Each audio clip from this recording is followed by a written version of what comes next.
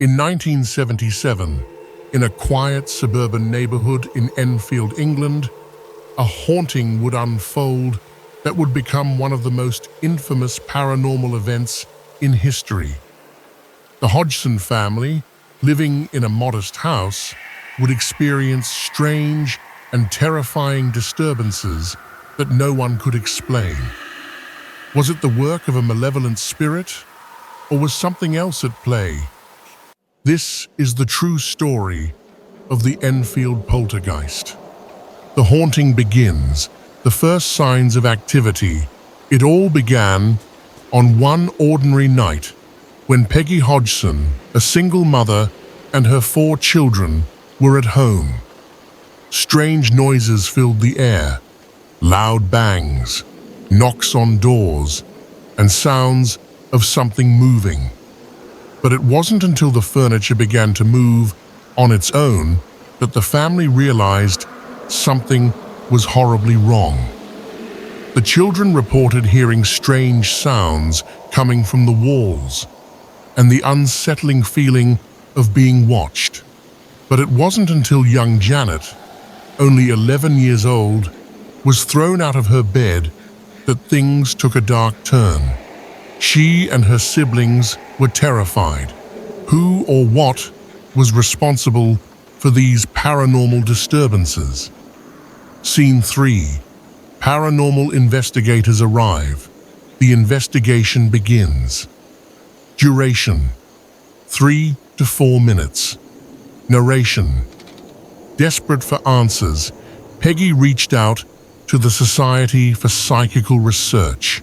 Maurice Gross, one of the leading investigators, arrived at the house and was immediately struck by the bizarre events taking place.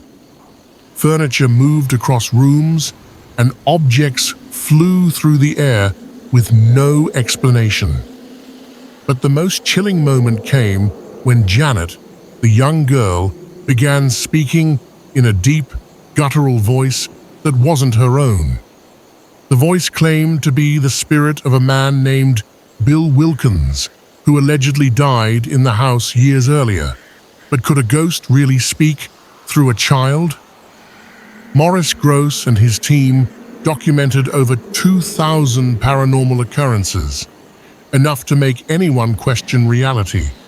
But some investigators would later claim that the events were staged. Could the children have been playing tricks, or was something truly supernatural happening? The evidence: photos, audio, and skepticism.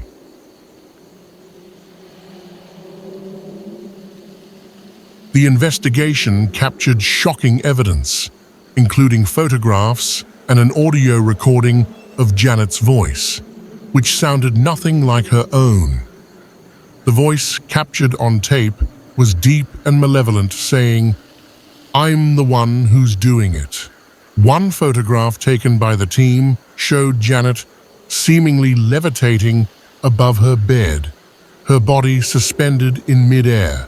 But was this proof of the paranormal? Or was it simply a trick of the light, or even a hoax? Skeptics have long argued that the children faked the disturbances and that the investigators were too eager to believe. Yet the sheer volume of evidence captured during the haunting remains hard to dismiss. Debunking or truth? While some experts believe the events were staged, many remain convinced that something extraordinary happened in the Hodgson home. The children, particularly Janet, were accused of faking the events for attention. Some even suggested that Janet may have been deliberately positioning herself to create the illusion of levitation. Yet, others argue that the sheer number of witnesses, including skeptical police officers and journalists, points to something far more disturbing. No one can truly say for sure whether the Enfield poltergeist was a hoax or a genuine haunting that defies explanation? The lingering questions.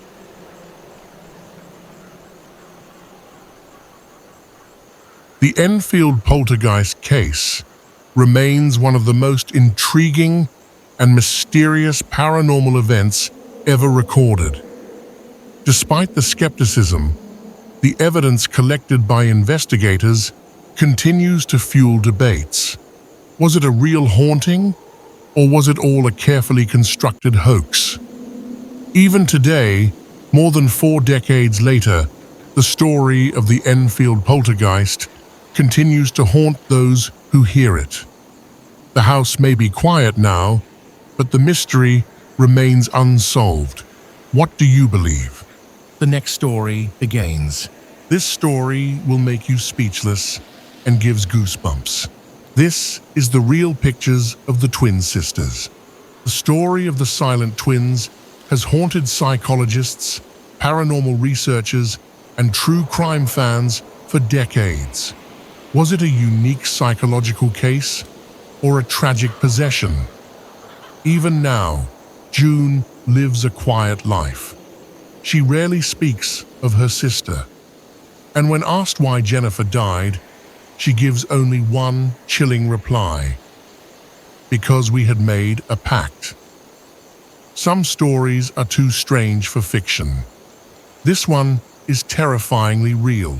Then, Jennifer told a nurse something terrifying. She said, "One of us must die, and the other will be free." No one knew what it meant until 1993, when the twins were finally approved for release. On the day they were being transferred from Broadmoor, Jennifer collapsed suddenly.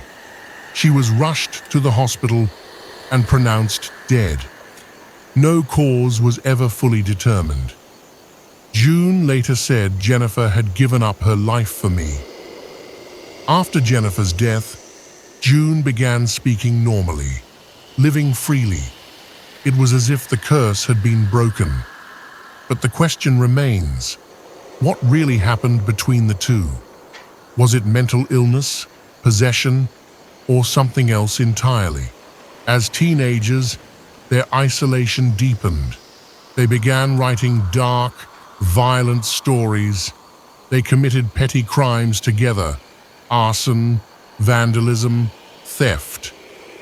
Eventually, the authorities locked them in Broadmoor, a high-security psychiatric hospital known for holding violent criminals and the criminally insane.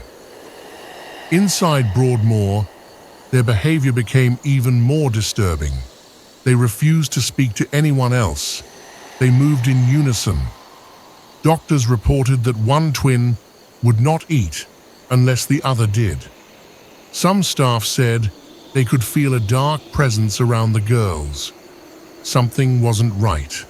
Born in 1963 to Caribbean immigrant parents, June and Jennifer were inseparable. But as they grew, their behavior became increasingly bizarre. They created their own secret language. They mirrored each other's movements perfectly. Teachers tried to separate them, but it only made them worse. They shut out the world, living in their own reality. Psychologists called it selective mutism. Others whispered that it was something more, something paranormal. Some believed they shared one mind, or were being haunted by something only they could see. In the quiet town of Haverfordwest, Wales, lived two sisters who would become one of the strangest mysteries of modern psychiatry. June and Jennifer Gibbons were known as the Silent Twins. From an early age, they spoke to no one, not even their parents, only to each other, in whispers, in a language no one else understood. What were they hiding? And what dark force seemed to control their lives? The next story begins. This story will make you speechless. The Hinsdale house The Hinsdale house is not just haunted, it's alive. Investigators say the house adapts, mimics voices, and targets the weak. Over 50 years later, it remains one of the only haunted homes where an exorcism failed. Clara Dandy later said, "That house was hell disguised as a home." And still today, in the quiet hills of Hinsdale, it waits. In 1974, the family fled the house. They left behind everything: furniture, clothes, even family photos. They never went back. Paranormal teams who visited afterward reported feeling watched, electronics failing, and hearing growls from under the floorboards. Even today, the house is still standing. Tours are allowed, but few stay the night. Those who do often leave with scratches and nightmares. The house never let go of what it took in. Desperate, the Dandies brought in psychic investigators. They described multiple entities, some human, some inhuman. The psychic said the house was built on a Native American curse site and that a ritual sacrifice had occurred on the land centuries ago. One night, the family heard footsteps on the roof, but no one was there. They saw faces in mirrors that didn't belong to them. Their son began speaking in a strange, guttural voice. Something had taken hold of him. Clara screamed that she saw a creature crawling on the ceiling, its eyes glowing red. Things turned violent. The children were scratched in their sleep. Clara reported being choked by unseen hands while she prayed. The family heard chanting in the woods. A phone call came through with no voice, just screams. They contacted a priest. Father Alphonsus Trabold came to bless the house, but after one night, he demanded an emergency exorcism. During the ritual, the walls bled. Voices shouted from thin air. The priest collapsed, gasping. He later said the house was a doorway to something not of this world. But even after the exorcism, the horror did not stop. Shortly after moving in, Clara and Phil Dandy, along with their 4 children, began hearing strange noises. Whispering voices echoed from the woods. Apparitions appeared at the windows. One night, Clara saw a figure floating near a tree in the front yard, its face completely featureless. Lights flickered, cold spots followed them. Then came the scratching in the walls and the growling. At night, the family would wake to find doors wide open and crosses turned upside down. Something was inside the house, and it didn't want them there. In the remote hills of Hinsdale, New York, sits an old white farmhouse. It looks peaceful, but the land it's built on holds something dark, something ancient. When the Dandy family moved into the house in the 1970s, they were looking for a quiet life. What they found was pure terror. This is not just a ghost story. This is the horrifying, true account of the Hinsdale house haunting.